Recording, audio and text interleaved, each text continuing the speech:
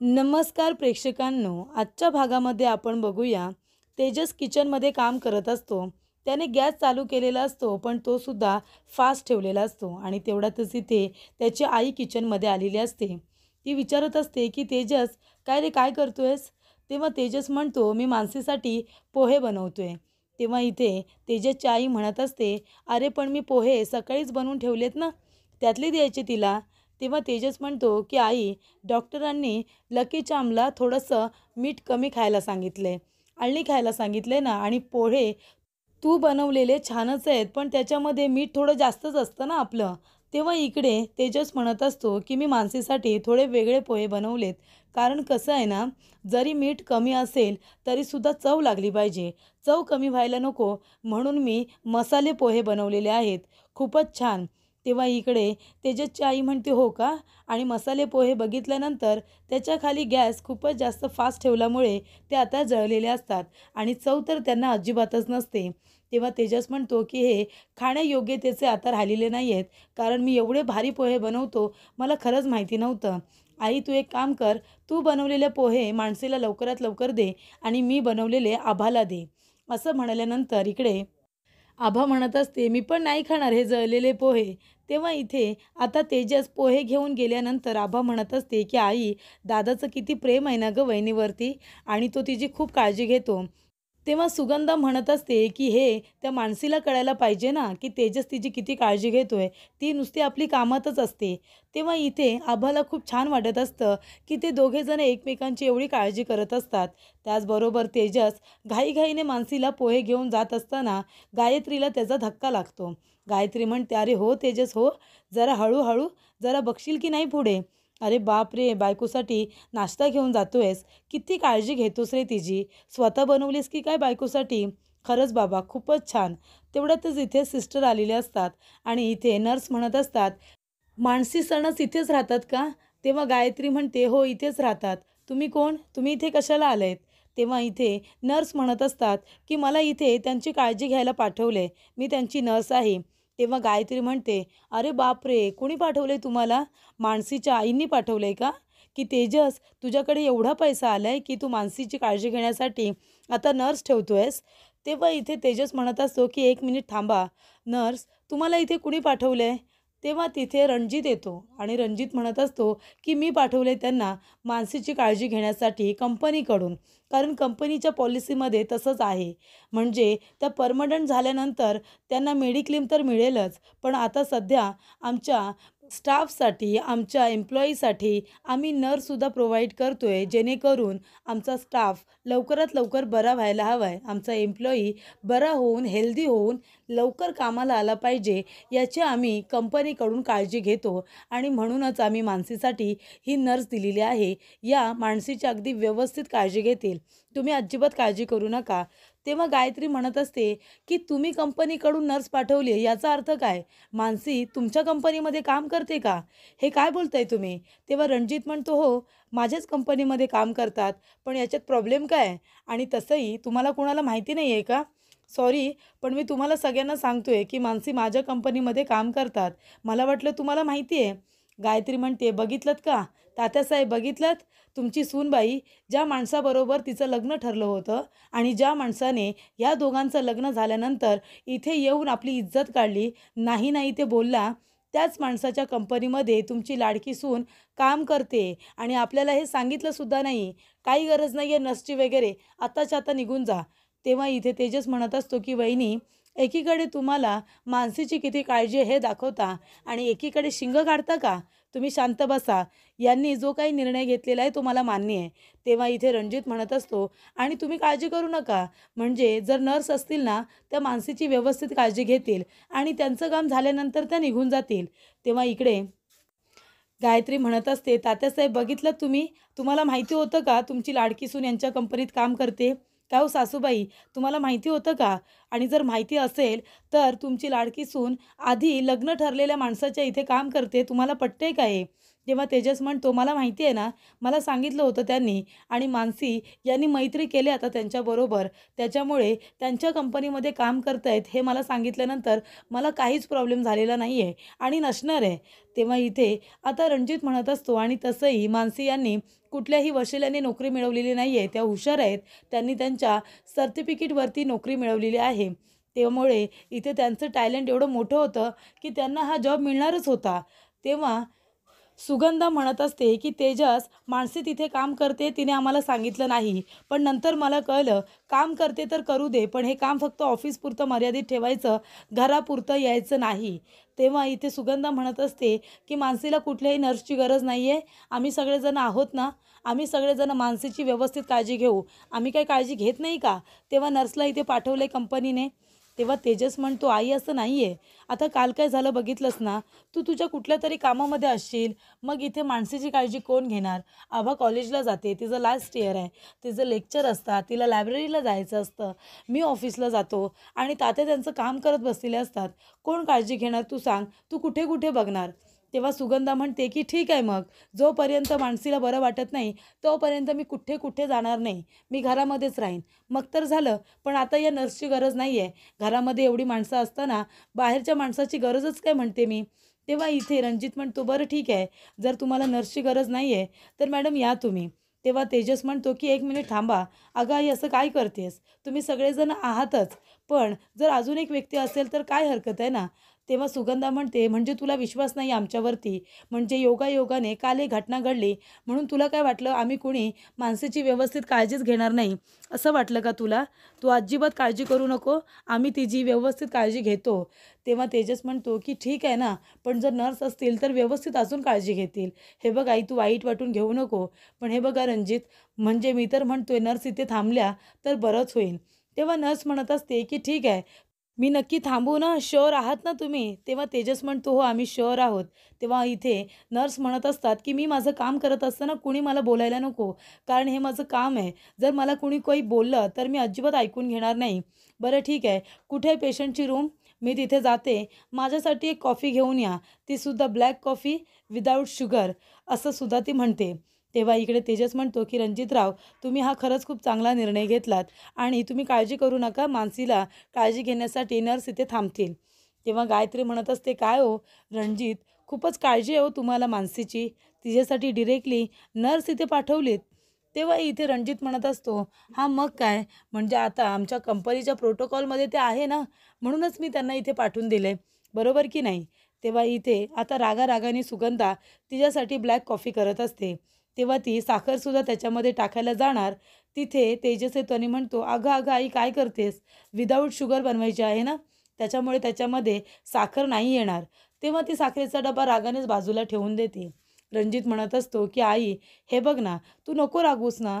हे बघ, जरी पण सिस्टर इथे असतील तरी तुम्ही सगळेजण आहात मानसीची काळजी घ्यायला, माहिती आहे.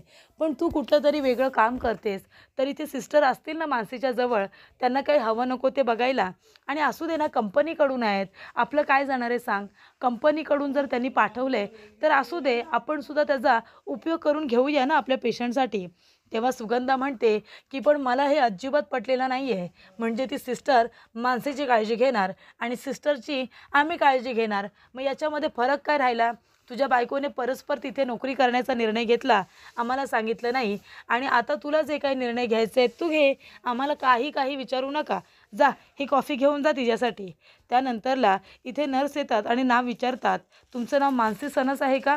तेव्हा मानसी म्हणते हो. तेव्हा सिस्टर म्हणतात की ठीक आहे, तुम्हाला बरं वाटते का आता? मानसी म्हणते, हो बरं वाटतंय, पण तुम्ही इथे काय करताय? तेव्हा सिस्टर म्हणतात की मी इथे तुमची काळजी घेण्यासाठी आले आहे. तेव्हा मानसी म्हणते, पण तुम्हाला कुणी बोलवलं आहे? मला कुठल्याही नर्सची गरज नाही आहे. माझे घरातले लोकं आहेत ना सगळेजणं, ते माझी व्यवस्थित काळजी घेतात. तुम्ही जा बरं इथून. तेव्हा इथे रणजित म्हणतो की हे बघा मिस मानसी, यांना कंपनीकडून पाठवलं. आपल्या कंपनीमध्ये तसं आहे की तुम्हाला जर बरं वाटत नसेल कुठल्याही एम्प्लॉईला, तर आपण मेडिक्लेम तर देतोच, पण घरी आपण त्यांची काळजी घेण्यासाठी नर्ससुद्धा पाठवतो. त्याच्यामुळे तुम्ही गैरसमज करून घेऊ नका. तेव्हा मानसी म्हणते, पण सर या सगळ्याची गरज नाही आहे. मी खरं सांगते, मी आता बरी आहे आणि माझे घरातले लोकं खरंच माझी खूप काळजी घेतात.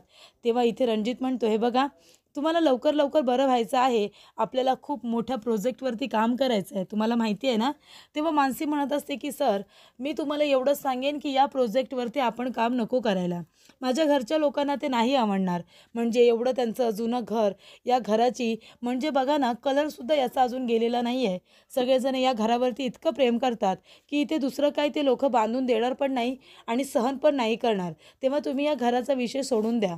तेव्हा रणजित म्हणत असतो, पण तुम्ही बघितलंत ना, स्ट्रक्चरल ऑडिट याचा काय रिपोर्ट आलेला आहे? हे घर आता मजबूत राहिलेलं नाही आहे. त्याच्यामुळे हे पाडावंच लागणार आहे. मग तुम्हाला आता काय हवं आहे?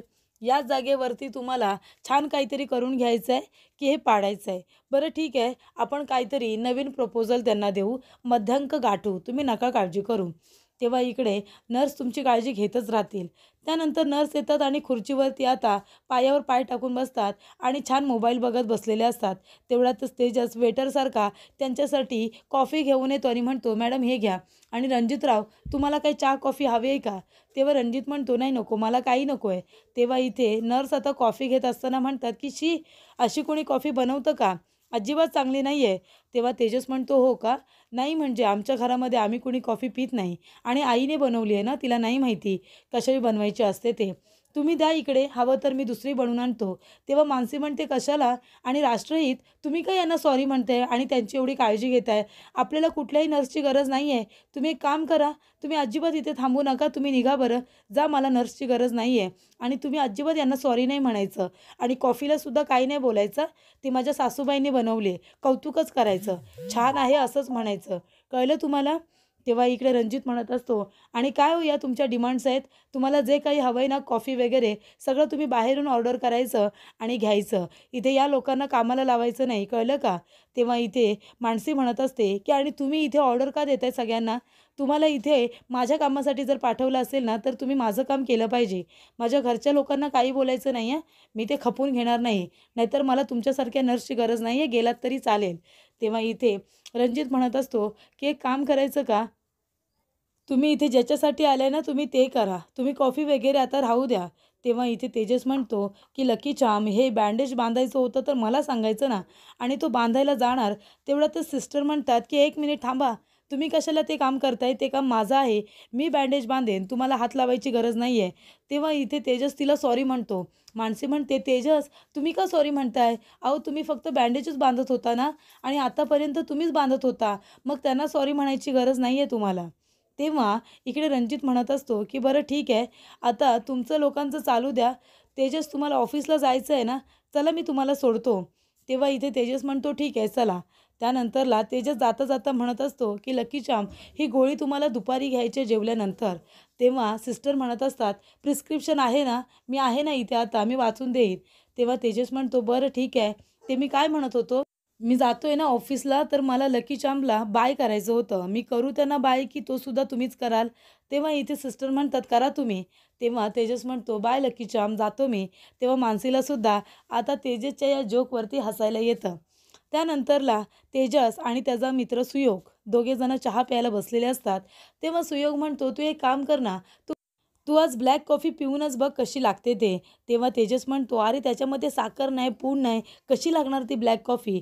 तेव्हा इथे सुयोग म्हणत असतो की ती बनवता आली पाहिजे, मग ती चांगली लागते, तू पिऊन तर बघ ना. तेव्हा तेजस म्हणतो, दादा जरा सांगता का ब्लॅक कॉफी तुम्ही कशी बनवता? तेव्हा दादा म्हणतात की एकदम सोपी असते. कॉफी घ्यायची आणि त्याच्यामध्ये गरम पाणी उकळून त्याच्यावरती ओतायचं आणि मग हलवून हलवून प्यायची. तेव्हा तेजस म्हणतो, हां, अशी बनवायची असते का? म्हणजे कॉफीच्या वरती गरम पाणी ओतायचं आणि मग हलवायची. माझ्या आईने काय केलं सुयोग, पाणी गरम केलं, त्याच्यामध्ये कॉफी टाकली आणि दनादन उकळली. त्याच्यामुळे इथे तेजस आता खूपच जास्त मस्करीमध्ये हे सगळं सांगत असतो.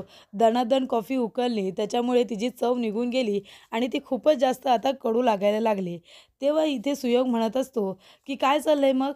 मानसीची काळजी घ्यायला त्या रणजितने नर्स पाठवली आहे का? तेव्हा तेजस म्हणतो, हो ना रे, त्यांच्या परीने जे काही होतंय ते सगळं ते मानसीसाठी करतायत. मानसीसाठी तेच सगळं करू शकतात रे. आतापर्यंत मी नवरा म्हणून त्यांच्यासाठी काय केले सांग ना. तेव्हा मी सारखं सारखं तू म्हणतोस ना की मानसीला सोडण्याचा विचार का करतोयस का करतोयस, मी त्यांना काही नाही देऊ शकत रे. रणजित त्यांना सुखात ठेवू शकतात असं मला वाटतं आणि म्हणूनच हे नातं मी स्वीकारत नाही आहे, असं तेजस म्हणत असतो. तेव्हा रणजित गायत्रीला म्हणत असतो की ही घ्या फाईल घ्या. तेव्हा गायत्री म्हणते कसली फाईल?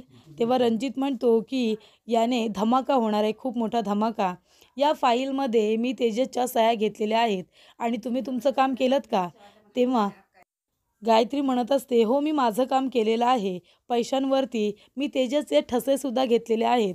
तेव्हा रणजित म्हणतो, "आणि सीरियल नंबर?" ती म्हणते, की "होतील मॅनेज, काळजी करू नको." तेव्हा रणजित म्हणतो, की "चला, आता लवकरात लवकर पोलीस येतील आणि तुमच्या घरातून त्या तेजसची गलफटी पकडून त्याला फरफडत पोलीस स्टेशनला घेऊन जातील, तेव्हा खरी त्या तेजसची मजा बघायला येणार आहे. त्या दिवसाची मी आतुरतेने वाट बघतोय," असं रणजित म्हणतो. तेव्हा गायत्री म्हणते, "काय हो हे काय? म्हणजे माझ्याच दिराला आमच्याच घरातून फरफटत घेऊन जातील, असं तुम्ही मलाच सांगताय?" तेव्हा रणजित म्हणतो, "हां, मग काय करणार आता? ही तुमच्याच संगतीचा परिणाम आहे ना माझ्यावरती, जो काही झालाय तो." तेव्हा गायत्री हसायला लागते आणि म्हणते, की "याच दिवसाची तर मी वाट बघत होते. कधी एकदा त्या तेजसला अरेस्ट करतायत असं मला झालंय." तर पुढील भागामध्ये आपण बघूया, इथे मानसी तेजसला म्हणत असते, की "माझ्या बेस्ट फ्रेंडने माझी काळजी घ्यावी असं मला वाटतंय." तेव्हा इकडे मानसी आता जी उशी असते, ती दिलेली असते रणजितने, पण तिला माहिती नसतं. तिला वाटत असतं, की तेजसने दिले.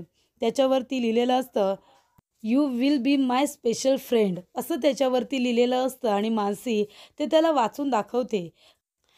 तेव्हा इथे तेजस म्हणत असतो, की "मी तुम्हाला हे गिफ्ट केलेलं नाही आहे. हे रणजितने तुमच्यासाठी गिफ्ट केलेलं आहे."